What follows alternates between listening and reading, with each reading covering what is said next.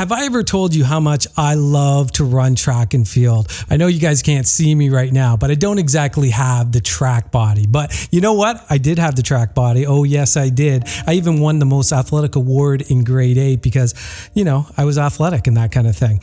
But let me tell you a story. I used to love running the 200 meter and the 400 meter. And when I was in grade 8, when you know how you're in public school, and if you win at your public school, like you win the first track and field event, you get to go to the regional event. And so I got to go to Bradford High. And it was so exciting because there's people from all over Ontario coming that you could compete against. I placed really well in the heat, and then I got to go on to the final, and the race started. I was super nervous, and we're going, and the race began, and I'm running and I'm running and I'm running, and I'm in pretty good position. We probably got a quarter of the way to go, and I can see the finish line, and I can see two guys in front of me. I'm in third place, and all of a sudden, I just stopped. And I walked off the field. I have no idea why. Have you ever done that? Have you ever just quit? It kind of reminded me of the story in Numbers 32.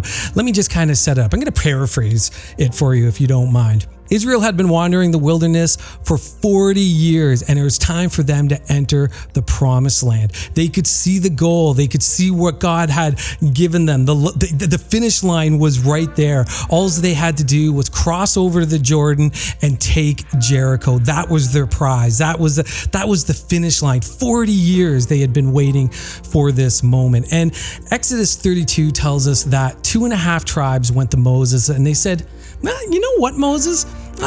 We think we would like to stay on this side of Jericho, on this side of the Jordan River, because you know what? These fields over here, they would work great for our cattle. They would be just so good for us. Moses was so mad. He was so angry because he didn't want these 2.5 tribes to discourage what God had promised all of Israel. He didn't want them to discourage them from the promise that God had given them. Have you ever thought that you knew better?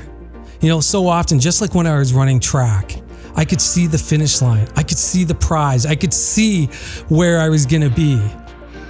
But I just stepped out. I just stepped off. And so many times in our own faith, we can just walk off.